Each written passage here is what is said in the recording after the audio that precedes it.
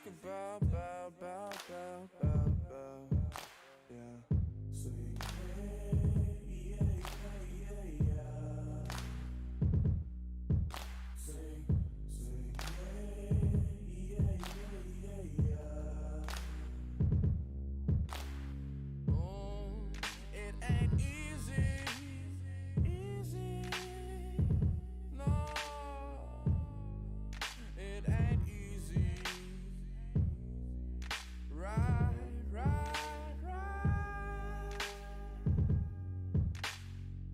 No.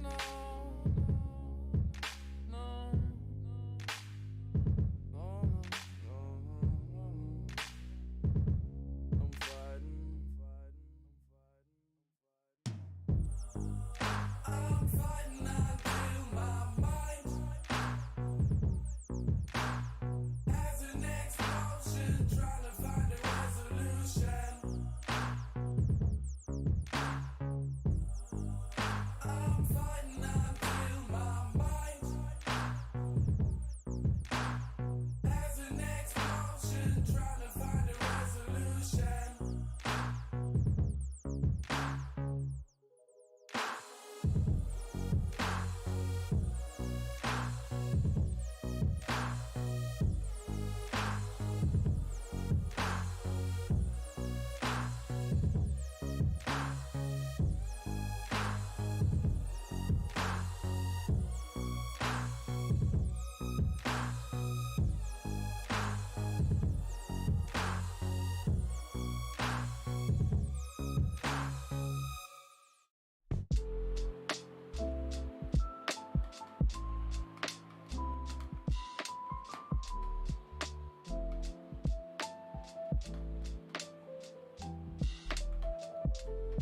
Welcome. We are back. Another day in the market. What is up? ATF, Josh, Seek, Mr. Robinson, Scrooge, Sunny, Laidback, Austin. I think I said that twice. I don't know. But how's everybody doing? Thank you for the 11 likes right off the rip. We're going to start off with crypto, talk about some other markets, talk about stocks, maybe a little bit of a quicker stream tonight. Just a quick recap of the day and what I'm expecting for tomorrow and maybe next week. But just a little bit of an update. I tweeted it and I mentioned this in the Discord. But Sunday streams are not going to be happening until May. And then in May I'll start doing them again. And then in May we're going to go back to 9 p.m. EST every night, like set. But yeah, let's get right into it. Okay, hit the like button, hit the subscribe button if you're new to the channel. Watch the free course in the description, and let's get started with Bitcoin, which let's take a look. Kind of just going sideways. It had that leg down after the triangle breakdown yesterday. Now you're just consolidating. If we go over to the daily chart, really just in the middle of nowhere. Not much of an edge. I mean, I'm not seeing any divergence. It's gonna take some time. You just had an impulse move down. Now you're maybe even bear flagging out a little bit. We're talking about like the 1 hour chart here. Maybe like a bearish pennant, however you want to look at it, but time is important. Tezos, for most of like the crypto trades, like they pretty much hit their first targets and now they've pulled back. Like I said last night on stream, I just want to see them make higher lows above the stops because they've already hit their first targets. So really not going to spend time on those tonight. Ethereum, the same thing. So not too much of any difference. You kind of had the move down yesterday and then just more of a sideways day today for a lot of cryptos.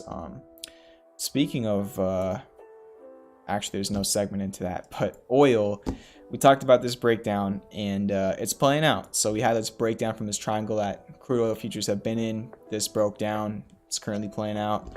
We'll see what happens. Quick update on some other assets. Silver is trying to reclaim this little blue resistance zone, and this is pretty interesting on silver. A little bit of like a wedge is starting to form right now. So chart this. You've also got that hidden bullish divergence. It would be really interesting if this could break out over here. If not, maybe back down to the 200-day moving average. We'll see.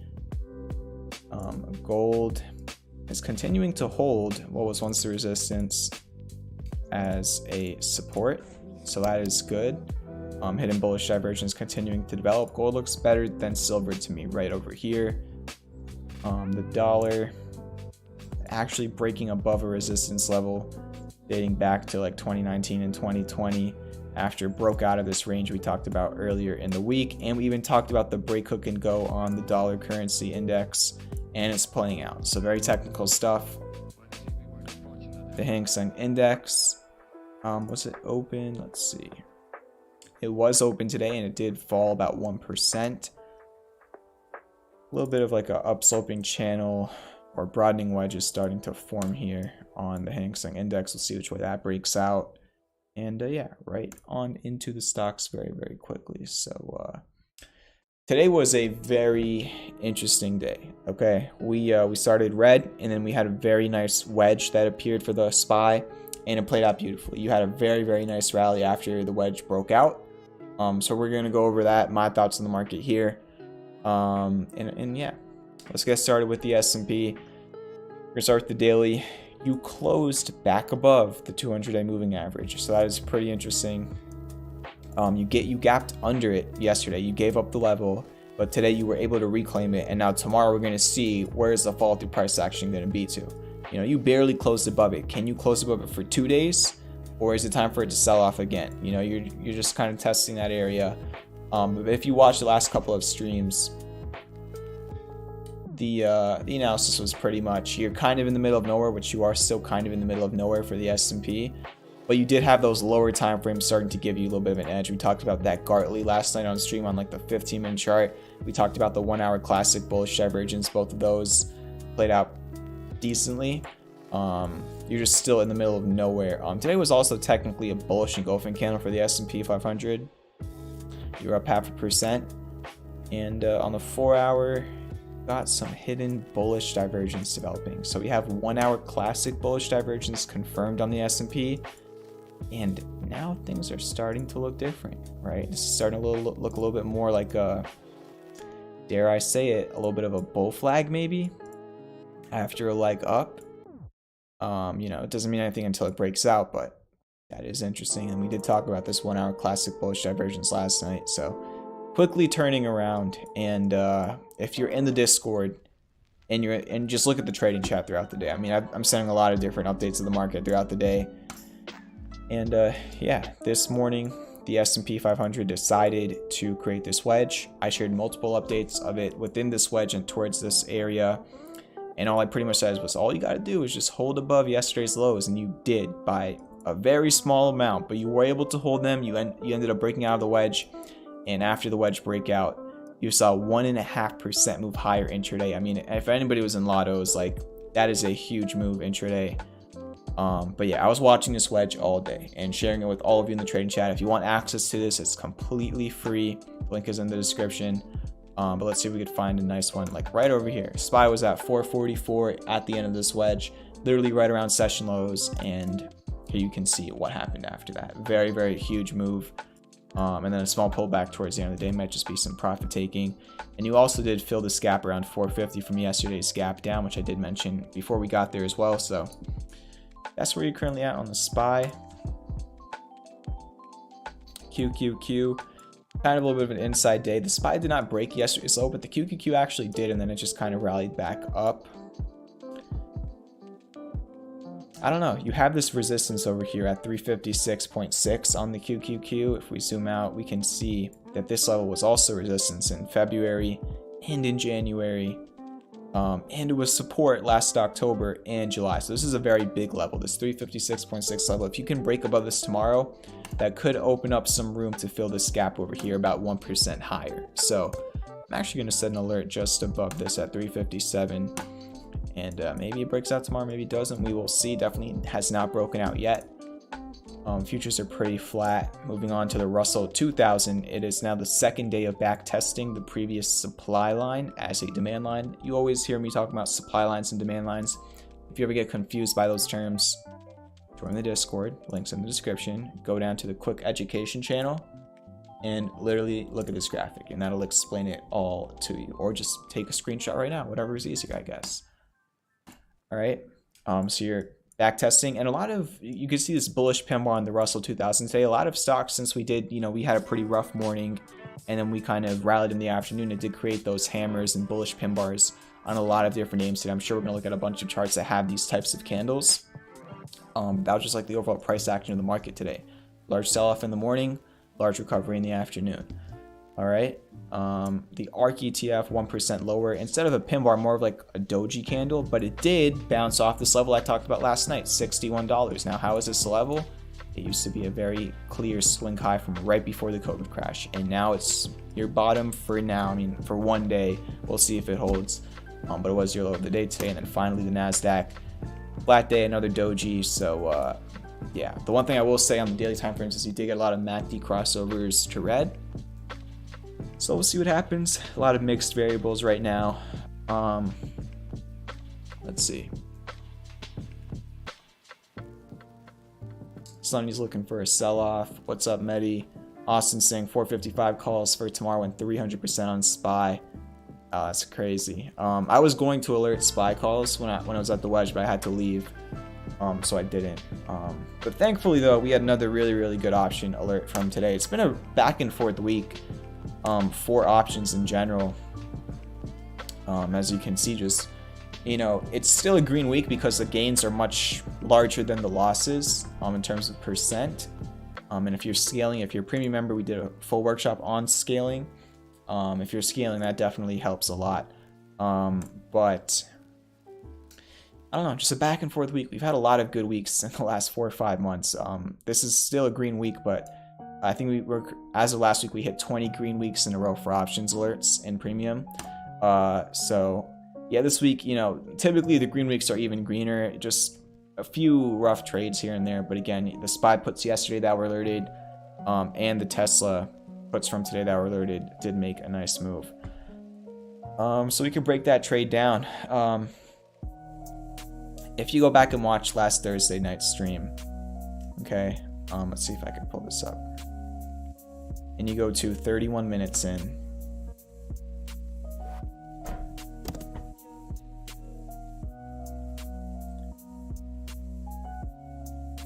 Okay, from minute 30 of last Thursday night stream, for like literally half an hour, I broke down this bearish Tesla thesis. I don't spend half an hour talking about one stock almost like ever. I think maybe a couple times I did it with CLOV or Fisker, but like literally half an hour last Thursday night I was talking about like my SPY put trade and what I was thinking about Tesla being bearish. And I've been continuing to give coverage on Tesla this week, and I talked about on Monday how you just had this crazy move to the upside, which just, it did not make sense to me at all, and it screwed over the original puts. But we did also talk about on Monday how you, instead of having that cipher down over here like I was originally watching, on Monday you actually just created a shark, and that has played out beautifully. And apart from that, it broke down from this 1071 level, and today, this morning, we had, I think, 2 Tesla put fails last week and then 2 wins. The wins were both like very quick wins, and the fails kind of took like a while. But today, finally, I've been waiting days for this type of a move. Finally, we got it, and because it was a high conviction thesis for me, and it was just very surprising to me that I wasn't really able to catch the move I was looking for, and like I was giving it a lot of attention. If you're in premium, you know how much I've talked about Tesla over the past week. If you watch the streams, I've talked about Tesla more than I usually do. It was like I was waiting for this move, and we finally got it today. So it just feels good, just to pat myself on the back a little bit. But it's not easy. Something like Tesla, the contracts are so volatile, and the contracts are much more expensive than what I usually alert in premium. So like I have to go out of the money to lower those premiums. Like there's so many different moving pieces. And today, in the morning, Tesla gave me a gift, and it back tested what was once your support from last week as resistance. And you can guess where I'm going. Puts were alerted on that retest this morning, and on this leg down, those puts went up 420% roughly, which if you follow Elon Musk and all the memes, 420% is a very fitting number for the Tesla puts. So yeah, it was a nice move. I'm not going to break it down too much. But yeah, it was on this exact candle that I alerted the puts, I believe. and I said the stop was going to be if it ever made a new session high. It never did, and it sold off, and it sold off. It was just kind of straight down. It was kind of just straight down, very easy, very simple. I was giving updates on the levels and everything, and I even said when I was taking profits right over here, this is where I took profits on my puts. They were a little bit different than the actual puts I alerted, but I did say I was taking profits in this area, and it was mainly not really because, I mean, it was somewhat because of Tesla. It was retesting this previous low, so I wanted to take some profits over here, but it was also because at this time, 12 o'clock, that's when the S&P was nearing the apex of this wedge, so that's why I took profits there. And if we go over here, you can see that I don't always share when I'm taking profits, but this one, it was just like, yeah, I took half my position off the table at 11:36, and then I took my full profits at 11:48, so a little bit before noon. And you can see we were in that area at around 10:33, and then you could see, you know, it wasn't like the perfect area. I took profits right over here. It had one little leg down after, but then, you know, eventually that was a good profit taking area because it decided to do this in the afternoon with the rest of the market. So that was a big put trade on Tesla. That's in the title from today. And if you want the overall thesis behind this trade, it was not just this bearish backtest. It was a lot of the other stuff I was talking about from last Thursday night stream that I just showed you all, which you could still go find. Tesla's in like the end of that title, but that was Tesla. Another one that I spent a good amount of time on, or another ticker I spent a lot of time talking about recently on one of the streams, or last night's stream, was AMC, and had a disappointing morning today. So just like we had a 420% gain on Tesla, Lotto puts, some AMC puts, AMC calls I shared yesterday with Premium that I told you about. A little bit back and forth, but eventually they did kind of give up. And yesterday in Premium I said, let's see if we can find it right over here. I marked this $19.99. You can't see the price, but this red line over here, this is what I marked as a stop loss for the AMC calls, and that level did hit today, unfortunately. So those did fail. But you can see it definitely did help, right? The puts, so I keep saying puts, I'm just still thinking about Tesla. The calls failed like right here, and AMC felt like another, like, how many percent did it fall after that? So after the calls got stopped, AMC felt like another like 7%. So the stop definitely did help, even though later in the day I did rally, but there were weeklies and data was crushing them for sure. I still actually hold a little bit of lottos on AMC for tomorrow, but they did lose value, but again, they were just lottos to me. So yeah, I talked about AMC quite a bit last night on stream. The overall thesis is similar, and today, this is the interesting thing. You did get like a little bit of a bearish engulfing candle, but at the same time, you know, you probably wanted to rally a little bit more for a hammer. But you did get a nice bounce off the lows. That was the one good thing. It's going to need some more help. It's going to need to get back above the supply line. It's not looking as sharp as it was last night on stream when I was talking about it. But this 4-hour hidden bullish divergence is very quietly starting to develop on AMC.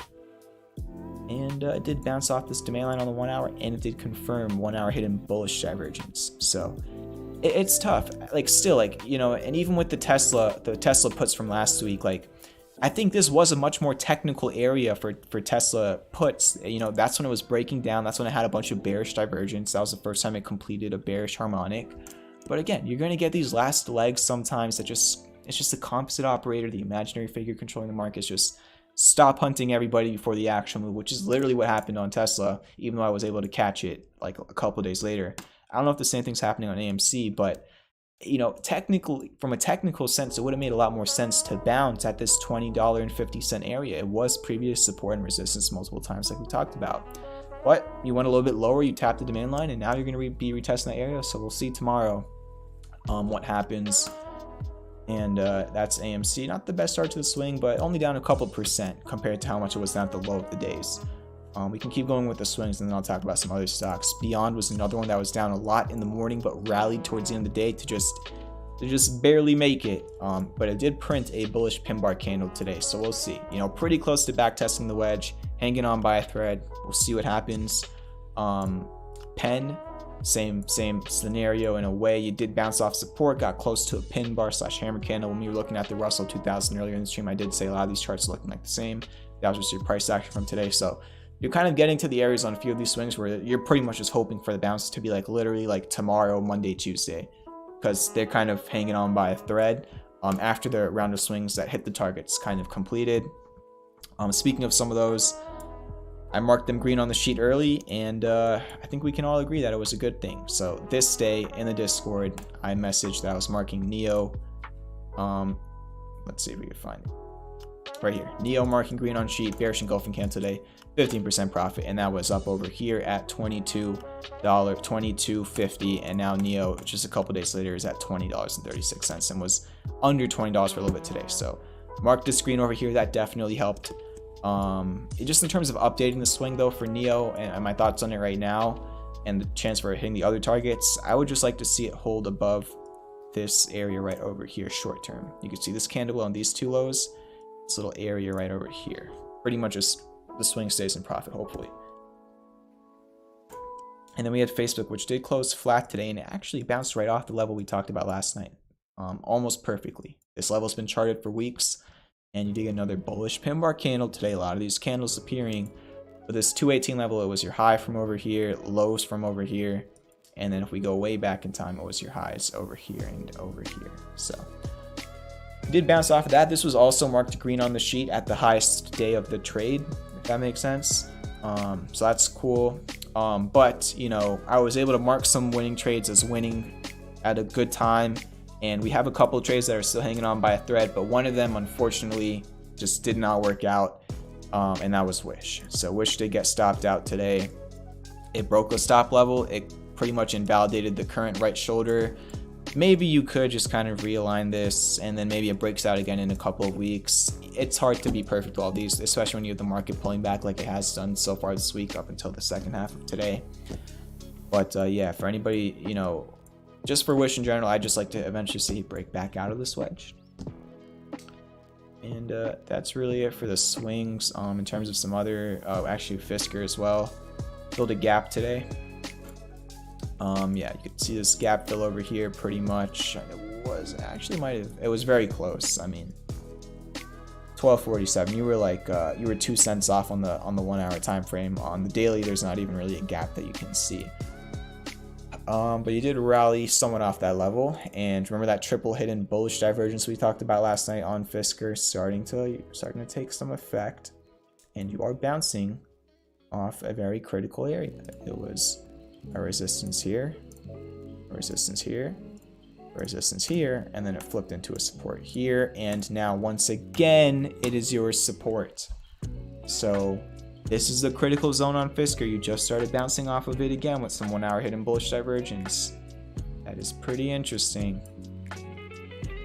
See what happens, okay? And another close to a pin bar candle there. Apart from that, what else is on my watch list? CLOV down a few percent today. It was under this little zone over here, but it kind of closed right in it. A little bit of a bullish pin bar again. I've said that a lot of times in the stream, but I told you when we were looking at the Russell 2000 that I was going to be saying that quite a bit, because that's what you got today. On the lower time frames, we talked about that wedge. I kind of redrew it a little bit today. Classic bullish divergence still developing for CLOV. Being above 325 would be a good thing for tomorrow. You got a couple highs at this 325 level from the past. You're still just testing it. Keep an eye on that level tomorrow. TLRY was down 11% today, which is wow. I mean, wow. It's got some classic bullish divergence on the 1 hour. This is not a swing, it's just on my watch list, so I figured we might look at it. But also developed some hidden bullish divergence at some point. Not much apart from that. Maybe a little bit of like a downsloping channel or wedge. I don't know. What else? Twitter was down 5% today. This is showing some resistance around the 200 MA. A little bit of hidden bullish divergence developing on the 1 hour for Twitter. We could try a little bit of a flag here. There we go.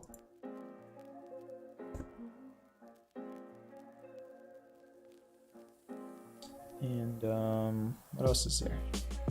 Let's see, futures. I think they might be turning green a little bit over here, which is interesting.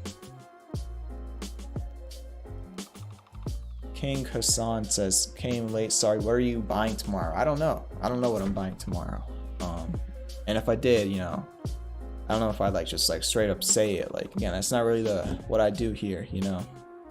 Our Tesla puts a good idea. Well, they were today, and I don't know if you're in premium or not, but they did do a very good job today, 400% since the alert to the max profit. You know, obviously, I'm not saying anybody, like, it was a very unlikely scenario that literally everybody took 400% profit, but it was a pretty just, you know, puts alert right here, just sold off, like it was pretty easy for the most part.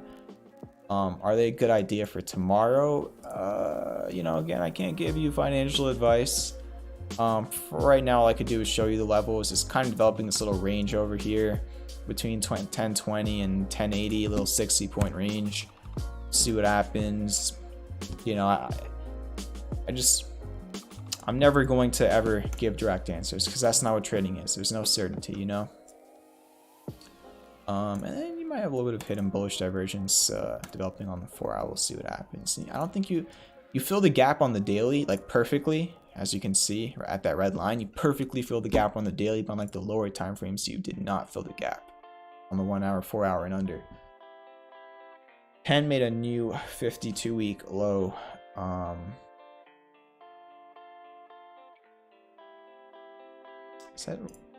Is that true? Yeah, it is. Wow. Actually, no, it was at this price in August. That wasn't 52 weeks ago. It made a like an 8-month low, I guess. I think August was 8 months ago.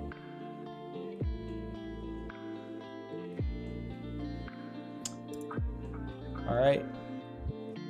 So quick stream tonight, nice and easy. I'll be live again on Monday. Hopefully this gave you a good update. Have a good trading day if you choose to trade tomorrow. Join the Discord, the link is in the description. Hit the subscribe button. Thank you for watching the stream. Have a good night and peace out.